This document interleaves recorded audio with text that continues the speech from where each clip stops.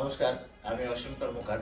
আমরা ভারতের বিশ্ববিদ্যালয় স্টুডেন্টদেরকে ভর্তির বিষয়ে সহযোগিতা করে থাকি। আমাদের অফিসটা হলো ঢাকার মালিবাগ মৌচাকে।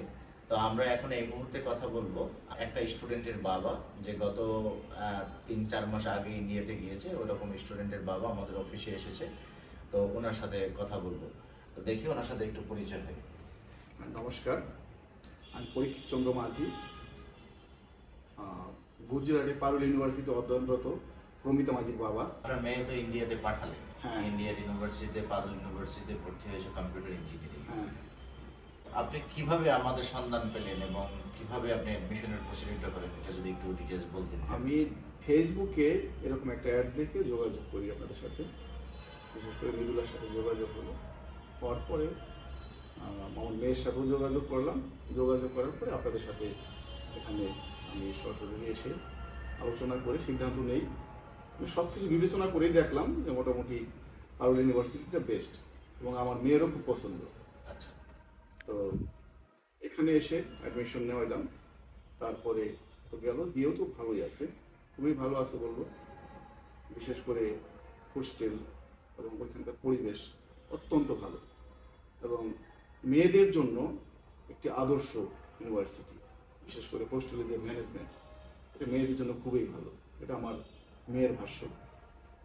তো সেই অনুপাতে মোটামুটি আমার মনে হয় যে খুব ভালো সিদ্ধান্ত নিয়েছি। আচ্ছা, আপনার এডমিশনের যে প্রসিডিউরটা, আমাদের সাথে যোগাযোগ করার পরে দেন যখন আমাদের অফিসে আসলেন, এরপরে এডমিশনের প্রসিডিউরটা যখন স্টার্ট করেছেন, তারপর থেকে ক্যারিয়ার গাইডলাইন আপনাকে কিভাবে সহযোগিতা করেছে এবং আপনি কতটুকু আমাদের কাছ থেকে সার্বিক সহযোগিতা করছে। যেমন পাঠানোর পর থেকে যে কোনো টাকা পয়সা পাঠানোর বিষয়ে বা যে কোনো টুকটাক একটা জিনিস পাঠানোর বিষয়ে, যেমন আজকেও আমি একটা তেল পাঠানো মেয়ের জন্য, সে তেলটা নিয়ে আসছি, এই কেরিয়ার গাইডলাইনের মাধ্যমে আমি পাঠিয়ে দেবো আমার মেয়ের কাছে। আচ্ছা, এটা আমার জন্য অনেক বড় একটা পাওনা। যখন যা ইচ্ছে পাঠাতে পারছি, বা মেয়ে কোনো সমস্যা হইলেও সেটা কেরিয়ার গাইডলাইনের মাধ্যমে অনেক কিছু সলভ করে দিচ্ছে। আমি ছোট্ট একটা ঘটনা বলবো। এর মধ্যে আমার মেয়েটা একটু অসুস্থ হয়ে পড়ছিল। তো এই কেরিয়ার গাইডলাইন থেকে যথেষ্ট সহযোগিতা করছে। প্রয়োজনে হসপিটালে অ্যাডমিশন হইলেও প্রয়োজন হসপিটালে অ্যাডমিশন নেওয়ানো হবে সেই ব্যবস্থা এরা করে রেখেছে। কিন্তু ভাগ্য ভালো, অ্যাডমিশন নিতে হয় নাই, বাসায় বসে সুস্থ হয়ে গেছে। এটা আমার জন্য অনেকই বড় একটা পাওনা, যে এতটা খেয়াল রাখতেছে আমার মেয়ের জন্য। আচ্ছা, তাই এখন আপনার মেয়ে এই যে 3 মাস হলো ইউনিভার্সিটিতে গেল, ইউনিভার্সিটিতে পড়াশোনা, এরপরে হলো সিকিউরিটি ব্যবস্থা, কারণ হলো বাবা মারা কিন্তু বেশিরভাগ সময় কনসার্ন থাকে হলো আপনার মেয়েদের সিকিউরিটি বিষয়টা নিয়ে। কারণ হলো যে কোনো জায়গায় যখন কোথাও ভর্তি করা আগে মেয়েদের সিকিউরিটি ব্যবস্থাটা চিন্তা করে, যে এখানে সিকিউরিটি ব্যবস্থাটা কীরকম হবে, কিংবা হলো ওখানে কীরকমভাবে থাকতে পারবে, হোস্টেলের আসলে পরিবেশগুলো কেমন। তো সবকিছু দেখে আপনার এই 3 মাসেই তো আসলে অনেক কিছু বোঝা যায় যে আসলে কেমন হতে পারে। তো এই আফটার অল আপনি সকল বাবা মার উদ্দেশ্যে আপনি কি বলবেন, মানে যারা যার মেয়েকে ভর্তি করাতে চায়, অথবা অনেকেই দেখা গেল বাংলাদেশ থেকে অনেকেই কলকাতায় পাঠাতে চায়, ওয়েস্ট বেঙ্গল খুঁজে, কারণ ওয়েস্ট বেঙ্গলটা আমাদের খুব কাছাকাছি, এই ওয়েস্ট বেঙ্গলটা খুঁজে যে আমি আমার মেয়েকে ভর্তি করাবো, ওখানে মাসির বাসা আছে কিংবা ওখানে মামার বাসা আছে, এই কারণে ওয়েস্ট বেঙ্গলটা খুঁজে। কিন্তু সেক্ষেত্রে গুজরাটটাকে অনেকেই দূর মনে করে, কিন্তু গুজরাটে যাওয়ার পরে আপনার অনুভূতি তো আপনি প্রকাশ করলেন যে ভালো আছে, কিন্তু সেক্ষেত্রে আপনি অন্যান্য গার্ডিয়ানদের উদ্দেশ্যে আপনি কি বলতে চাচ্ছেন? আমি এই কথাটা আগেও বলে গেছি যে মেয়েদের জন্য একটি আদর্শ শিক্ষা ব্যবস্থা এবং আদর্শ হোস্টেল, আদর্শ পরিবেশ পারুল ইউনিভার্সিটিতে। আসলে পারুল ইউনিভার্সিটিতে আমার মেয়ে পড়ে, তো ওর কাছ থেকে আমি যতটা জেনেছি, তো খুবই ভালো ব্যবস্থাপনা। আমি সবার জন্য বলবো যে এইরকম একটা ব্যবস্থাপনায় যদি আপনার মেয়েকে রাখতে পারেন, মোটামুটি মানসিকভাবে শান্তি পাবেন। যেমন আমি অনেকটা শান্তিতে আছি, এজন্যই যে আমার বাড়তি কোনো প্যারা নিতে হচ্ছে না, যেহেতু ওইখানে হোস্টেল লাগোয়া সমস্ত কিছু আছে এবং ক্লাসও হোস্টেল থেকে খুব একটা বেশি দূরে না। হোস্টেলের মধ্যে যখন যা প্রয়োজন সব কিছু পাওয়া যাচ্ছে। আর বাইরে যাওয়ার বিষয়টাও খুবই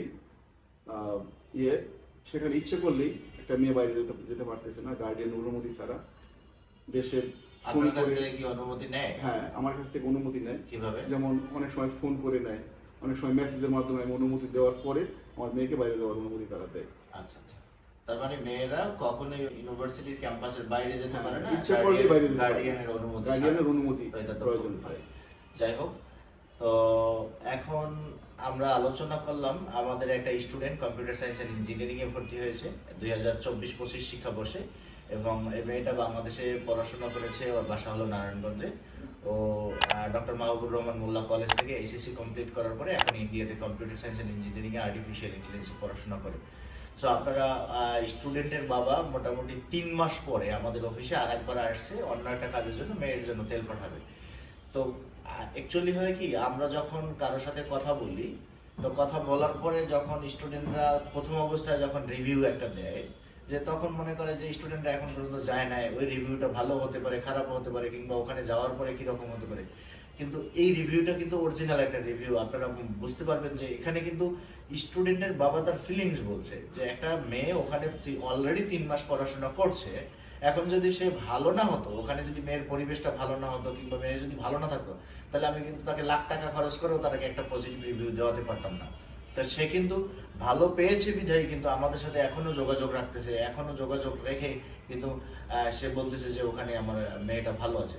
যাই হোক, ভালো থাকবেন। ওনার মেয়ের জন্য সবাই দোয়া করবেন, আশীর্বাদ করবেন। আর যাতে ওরা যারা বাংলাদেশ থেকে স্টুডেন্টরা ওখানে পড়াশোনা করতে যাচ্ছে, তারা যাতে ওখানে ভালো কিছু করতে পারে।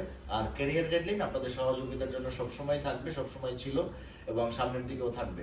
ক্যারিয়ার গাইডলাইন ভারতের বিশ্ববিদ্যালয় শুধু একটা ইউনিভার্সিটি না, আমরা অনেকগুলো বিশ্ববিদ্যালয়ে বিষয় সংক্রান্ত সকল বিষয়ে আপনাদেরকে সহযোগিতা করি। ধন্যবাদ সবাইকে, ভালো থাকবেন।